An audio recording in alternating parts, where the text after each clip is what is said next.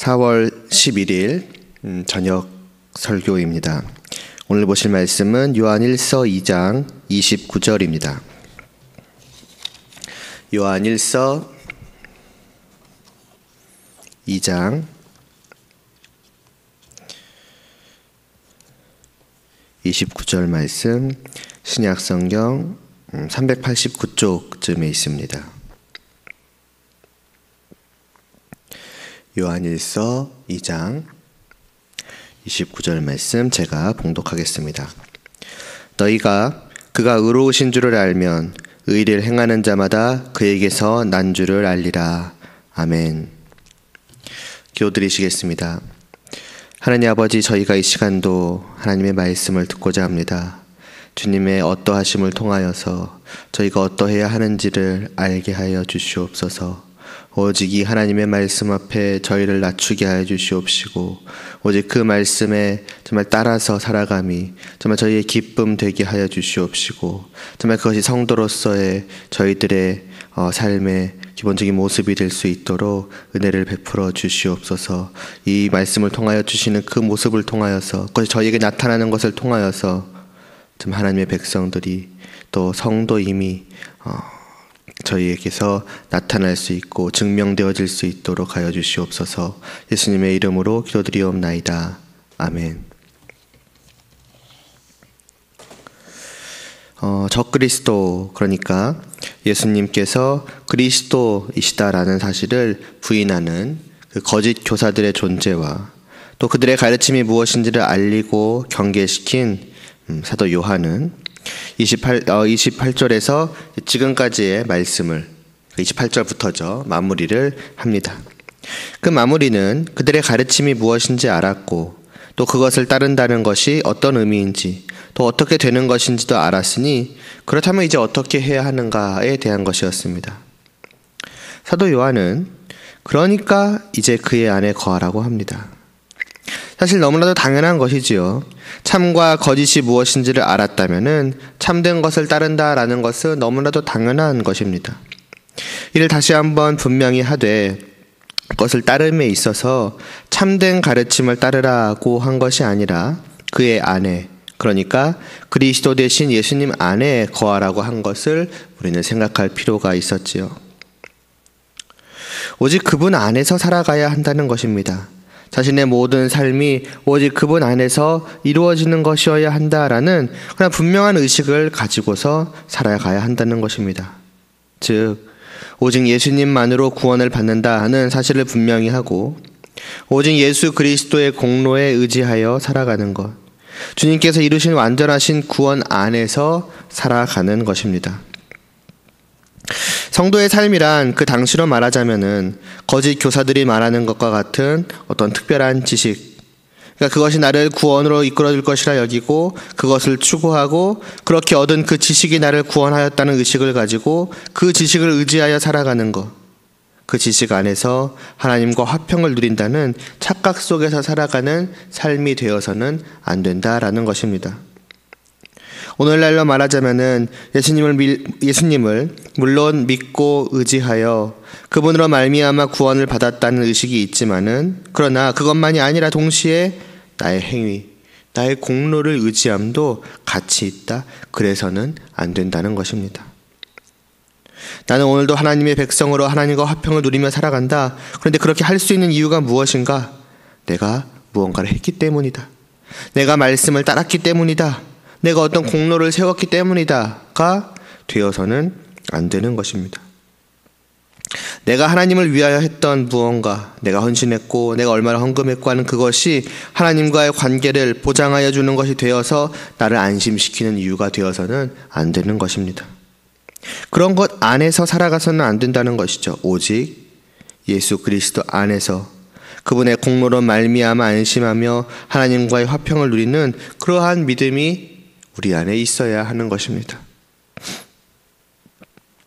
이것이 얼마나 중요한 것인지 사도 바울은 27절, 28절에서 연이어 이 말씀을 반복을 하며 그 뒤에 28절에서는 그렇게 한 자, 오직 주님 안에서 행하였던 자만이 주님께서 강림하시사 다시 나타나실 때에 담대함을 얻고 그 앞에서 부끄럽지 않을 수 있을 것이라고 말합니다. 사람들은 자신의 공로를 쌓으면 쌓을수록 자신감을 얻고, 그래서 주님께서 다시 오시는 그날 담대하게 그분 앞에 나아갈 것이며 그분 앞에 서는 것이 부끄럽지 않을 것이라, 이러한 공로가 있다면, 이러한 것을 행한 것이 있다면은 그렇게 될 것이라 생각을 하지만 아닌 것입니다. 오히려 정반대입니다. 만일 내 공로를 힘껏 쌓고 그날에 이른다면 그날 그 사람은 주님 앞에서 자신이 쌓아왔고, 그래서 자신의 구원의 확신에 대한 근거였던 그 공로가 얼마나 초라하고 보잘것없는지를 깨닫고 부끄러워할 것이고, 그분 앞에 설 모든 용기를 잃어버리고 말 것입니다. 우리의 공로라고 하는 것이 그런 것이라는 것입니다.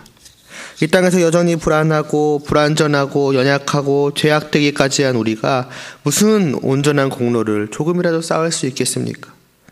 한순간도 주님께서 붙들어 주시지 않으신다면 죄악된 길로 나아가기를 서슴지 않는 우리가 스스로 무슨 의의를 이룰 수 있겠습니까? 그것도 나의 죄를 완전히 씻을, 덮을 그런 걸요. 불가능한 것입니다. 주님 앞에 조금의 부끄러움도 없이 담대하게 당당하게 설 수 있도록 하는 것은 오직 단 하나, 하나님의 아들이신 그리스도 예수의 피, 그분이 이루신 공로뿐입니다. 그 주님을 믿음으로 주님 안에 있는 자만이 그날에 당당하게 말할 수 있는 것입니다. 나는 나를 위해 죽으신 주님 안에 있기에 그분이 이루신 완전한 의의가 있습니다. 그러므로 나는 주님 앞에 설 수 있는 자격이 있습니다 라고요. 그리고 그 완전한 자격을 가진 자를 주님께서는 그날에 영원한 하나님의 나라로 받아들여 주실 것입니다. 이런 28절의 말씀에 이어 2장의 마지막 29절의 말씀이 이어집니다. 앞선 28절에 계속해서 이어지는 권면이면서 또 28절 말씀에 대한 추가적인 설명이라고도 할 수가 있겠는데요. 여기서 사도 요한은 너희가 그가 의로우신 줄을 알면 의를 행하는 자마다 그에게서 난 줄을 알리라고 합니다. 의가 반복해서 나오고 있다는 점을 생각을 해본다면은 29절에서의 핵심은 의라고도 볼 수가 있을 것입니다. 지금까지의 흐름 속에 왜 갑자기 의가 나오는 걸까? 앞서 28절에서 그 안에 거하면 담대함과 부끄러움이 없을 것이라 하지 않았습니까? 생각해 보시기를 바랍니다. 주님 앞에서 담대하고 부끄러움이 없으려면은 무언가가 있어야 할 것입니다. 다시 말해서 주님 앞에서 내가 그분 앞에 있기를 부끄럽게 만드는 잘못되고 부정적인 무언가가 없고, 그분 앞에서 나를 당당하게 만들어주는 뭔가 올바르고 좋은 것이 있어야 할 것입니다. 말하자면 아까도 잠깐 언급했지만 일종의 자격 같은 것이죠. 나는 이런 것이 있으니 그분 앞에 설 자격이 있다라고 만들어줄 만한 무언가가 내게 있어야 하는 것입니다. 그것이 무엇인가? 29절에서 사도 요한은 바로 그것이 의라고 말씀하고 있는 것입니다. 주님 안에 있지 않았을 때에, 그러니까 주님을 믿지 않고 주님 밖에 있었을 때에 왜 우리는 그분 앞에 설 담대함이 없고 부끄러울 수밖에 없었습니까? 바로 이 의의가 없었기 때문입니다. 반대로 말하자면은 의의가 없이 그저 죄밖에는 없는 죄인이기 때문이었습니다. 그래서 사도 요한은 주님 앞에서 담대하고 부끄럽지 않을 그 사람은 어떤 사람인가에 대해 구체적으로 말하기를 의의를 행하는 자라고 하는 것입니다. 이 말씀을 통해 우리는 28절에서 말하였던 주님 안에 거한다는 것, 주님 안에서 살아간다는 것이 어떤 것인지를 좀 더 구체적으로 알아가게 되는 것입니다. 알 수 있는 것이죠. 주님 안에서 살아가는 자만이 담대하고 부끄럽지 않을 것이고, 담대하고 부끄럽지 않을 그 사람은 의의를 행하는 사람인 것이니 결국 주님 안에서 살아간다는 것은 의의를 행하며 살아간다는 것이구나 라는 그런 의미가 될 것입니다. 그러니까 주님 안에서 살아가는 사람은 자신이 오직 주님께서 이루신 공로만을 의지하여 그것으로 말미암아 구원을 받고 하나님과 화평을 이루며 살아간다라는 그 분명한 믿음, 의식을 가지며 살아가는 사람이며, 그리고 단지 그러한 어떤 의식만을 가지고서 아무렇게나 내가 하고 싶은 대로 살아가는 것이 아니라 의롭게 살아가고자 애쓰며 또 실제로 그렇게 의롭게 살아가야 하는 것입니다. 그럼 무엇입니까? 결국 나의 행위라는 것을 말하고자 하는 것입니까? 주님을 믿고 의지한다고 말하지만은 결국 중요한 것은 내가 의를 행하는 것, 내가 행함을 통해서 주님 앞에서 부끄럽지 않고 담대할 수 있는 그 의를 이루어내는 것이 중요한 것입니까? 지금까지의 말씀을 들으신 여러분이시라면은 그렇지 않다는 것을 충분히 짐작을 하실 것입니다. 이 28절 29절의 말씀은 결코 의를 행함으로 말미암아 그의 안에 거하라는 말씀이 아닙니다. 주님 안에 거하기 위해서는 의를 행하여야 한다라는 말씀이 아닌 것입니다. 순서적으로 봐도 그의 안에 거하라는 28절이 먼저이지 않습니까? 그리고 나서 29절의 말씀이 이어집니다. 그의 안에 거하라고 하였는데 그의 안에 거한다는 것이 대체 무엇인지를 설명하는 것이며, 여기서 거한다는 것은 단순하게 그의 안에 들어가는 것이 아니라 그의 안에 머물러 행하는 것, 살아간다는 의미입니다. 그러니까 이미 이 사람은 그의 안에 있다라는 것이 전제되고 난 후의 일인 것이지요. 그의 안에 이미 있는 자가 그 안에서 살아가는 방법, 모습에 대한 것이 29절의 말씀인 것이며, 이는 29절 자체를 보더라도 알 수 있습니다. 29절은 그냥 의를 행하라고 하는 것이 아닙니다. 뒷부분의 말씀과 연결을 해서 보면은 의를 행하는 자마다 그에게서 난 줄을 알리라. 좀 더 쉽게 말하자면은 그에게서 태어난 줄을 알리라고 합니다.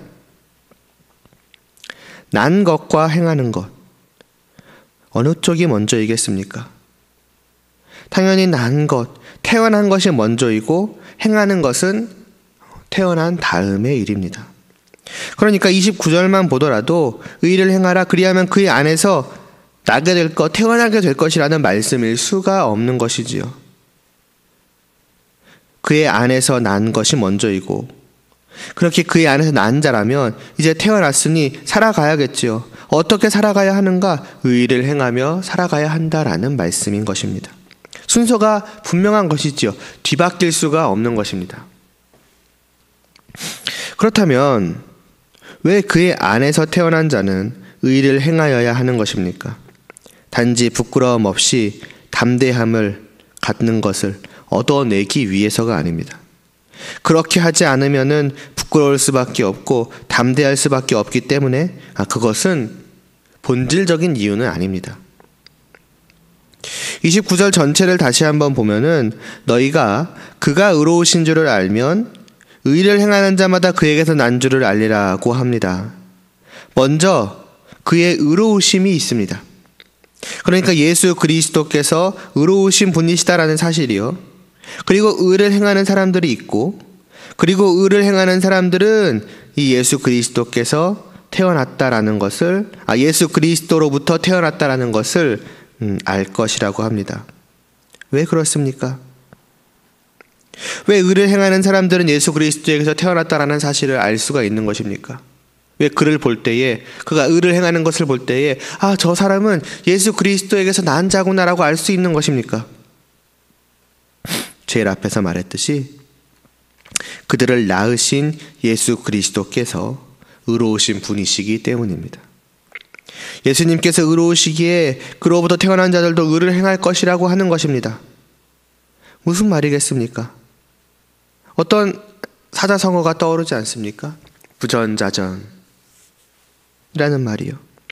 아버지가 그러하기에 그로부터 태어난 자녀 또한 그러하다는 말입니다. 자녀의 어떠함은 부모의 어떠함으로부터 나온 것이며, 그래서 자녀는 부모를 닮는다는 것이지요. 마치 이와 같은 것입니다. 의를 행하는 자들, 그러니까 주님으로부터 난 자들은 마치 무에서 유를 창조하듯이 아무것도 없는 상황에서 의를, 자기 안에 전혀 없는 그 의를 스스로 만들어내는 그러한 것이 아닙니다. 자신을 새로 태어나게 하신 분의 그 의로움을 받아서 의를 행하게 된다라는 것입니다. 의를 행했기에 의로워지는 것이 아니라 나를 낳으신 주님이 의로우시기에 그분으로부터 낳음받은 나 또한 의로움을 가진 자가 되는 것이며, 그래서 나도 의로운 자이기에 의를 행하게 되는 것입니다. 그래서 의를 행하면 주님으로부터 나게 될 것이다가 아니라 의를 행하면은 그에게서 난 줄을 알 것이라고 말씀을 하는 것입니다. 그 자신의 행위를 통하여 그의 태생을 알게 된다는 것이며 그의 행위를 통하여 자기가 누구인지 누구로부터 난 자인지를 증명하게 된다는 것입니다. 너무나도 여러 번 말씀드려서 지겨우실 수도 있겠지만은 오늘 말씀이 본문으로 나왔기에 다시 한번 이 순서를 분명히 해야 할 것입니다. 모든 말씀이 다 이와 같은 것입니다. 마치 우리로 하여금 어떤 여지를, 그러니까 내 행위가 나의 구원에 영향을 주는 것처럼 말씀하는 것으로 보이는 그러한 말씀들도 결국 오늘 말씀과 같이 잘 살펴보면은 결국 그것이 아님을 알게 됩니다. 성경은 언제나 한 가지만을 말씀합니다. 오직 우리는 주님을 믿음으로 말미암아 그 주님의 공로, 주님께서 이루신 완전한 의로 말미암아 구원을 받을 뿐이라고 말입니다. 그러면서 동시에 오늘 말씀을 통해 우리는 또한 행위의 중요성도 간과해서는 안 될 것입니다. 오직 믿음으로, 오직 주님으로 말미암아 구원을 받는 것이 맞습니다. 다른 여지는 조금도 없습니다. 그러니까 우리의 행위는 불필요합니까? 아니라는 것입니다. 우리가 의를 행하는 것은 무의미한가? 그렇지 않다라는 것입니다. 오직 주님의 의로 말미암아 구원을 받는다는 사실이 절대적으로 중요한 만큼 우리가 의를 행하는 것, 말씀을 따라 살아가는 것도 중요합니다. 그것의 중요성은 조금 더 떨어지지 않습니다. 왜 그렇습니까? 오늘 본문이 말씀하듯 나의 행위가, 내가 의를 행함이 바로 내가 누구인지를 알려주는 것이기 때문입니다. 행위로 구원받지 않으니까, 행위 없이 구원을 받는 것이니까 이제 된 것입니까? 나는 아무것도 할 필요가 없는 것입니까? 의를 행하는 것, 말씀을 따르는 것, 하나님을 위해 살아가는 것은 굳이 할 필요가 없는 것입니까? 무엇으로 그것을 증명하실 것입니까? 무엇으로 내가 예수님을 믿는다는 사실을, 그래서 내가 예수님에게서 나음 받았음을, 주님으로 말미암아 다시 태어났음을 알 수 있고 확신하십니까? 그냥 내가 믿는다고 확신하니까? 내 마음이 평화로우니까? 나는 주님이 나은 자인 것이 맞는 것입니까? 그런 것이 나로 하여금 주님을 믿는다는 것을 확신하게 만드는 근거의 어떤 일부일 수는 있겠지만은 그것이 전부가 아닙니다.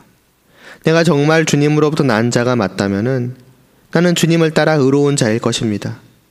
다시 말해서 이전처럼 오직 죄악되어 죄만을 원하고 죄만을 행하고자 하는 사람이 아니라 주님이 주신 내 안에 의로 말미암아서 의를 행하기를 원하고 또 실제로 그렇게 의를 행할 수 있고 또 행하는 사람일 것입니다. 그런 사람이 된 것이죠. 그렇게 바뀐 것이죠. 그렇게 다시 태어난 것입니다. 그렇다면 정말로 내가 주님으로부터 난 자라면 나는 이제 어떻게 살아가겠습니까? 과연 그 사람이 어차피 내 의로운 행위가 나로 하여금 구원을 받도록 하는 것이 아니니까 아무렇게나 살아가야지라고 과연 할 수 있겠습니까? 어차피 내가 죄를 또 지어도 주님의 의가 그것을 다 덮으니 상관없지 뭐. 오늘도 죄를 지어버렸네. 이런 식으로 그냥 넘어갈 수 있겠습니까? 그럴 수 없는 것입니다. 왜냐하면 나는 그럴 수 있는 사람, 그런 죄인이 아니기 때문입니다. 내 안에 주님의 의가 있기에 의를 행하는 것이 내가 바라는 것이요 그것을 행함이 내 기쁨이요 즐거움이요. 그러나 물론 여전히 죄 또한 있기에 때로는 어쩌면 종종 죄를 지을지라도 그것을 아무렇지 않게 여기고 넘어갈 수가 없는 것입니다. 내 안에 의가 그것을 용납하지 않는 것입니다. 내 스스로 그것을 참을 수가 없는 것이죠. 그것이 주님이 낳으신 나라는 사람, 거룩한 성도입니다. 그래서 성도는 그와 같이 의를 원하고 행하며 죄를 미워하고 행하지 않고자 하며 행하더라도 진실로 슬퍼하고 뉘우치는 그러한 의로운 모습을 보일 것이며 그런 모습을 통하여서 자신 안에 의가 있음을 증명할 것이며 자신이 누구로부터 나왔는지가 자연스럽게 드러나 알려질 것입니다. 나를 증명해야지 해서 그냥 억지로 하는 것이 아니라 자연스럽게 그렇게 될 것이라는 것입니다. 사과나무는 억지로 사과를 맺지 않고 자연스럽게 사과를 맺기 마련 아니겠습니까? 사과나무가 아니었던 나무가 어느 날 사과를 맺어내가지고 사과나무로 변하게 되는 것이 아니라 사과나무이기에 자연스럽게 사과를 맺는 것입니다. 그리고 자신이 열매 맺은 그 사과를 통해 자기가 뭔지 어떤 존재인지를 자연스럽게 나타내 보일 것이며 누구든 그 열매를 보고서 그 나무가 무슨 나무인지를 알 것입니다. 그러니 내가 행위로 말미암아 구원을 받는 것이 아니라 오직 주님을 믿음으로 말미암아 구원을 받는다고 하여서 의를 행하는 것의 중요성이 아주 조금이라도 약화되는 것이 아닌 것입니다. 오히려 그 행위가 내가 진정 어떤 자인지 사과나무인가 아니면 다른 나무인가 하는 것을 진정으로 보여주는 것이기에 너무나도 중요한 것입니다. 이런 면에서 믿음과 행위는 조금도 분리될 수 없으며 믿음이 행위보다 더 중요하다거나 행위가 믿음보다 더 중요하다거나 할 수 없는 것입니다. 진실된 믿음은 그에 따른 행위를 낳으며 행위는 그 행위를 통해서 자신의 믿음의 진실함을 드러낼 것입니다. 과연 나는 정말로 주님이 낳으신 자가 맞는지요? 정말 나는 나의 조금의 공로도 없이 오직 주님으로 말미암아 구원을 받았다는 사실을 진실로 믿으십니까? 정말 그렇게 주님으로부터 태어난 자가 맞습니까?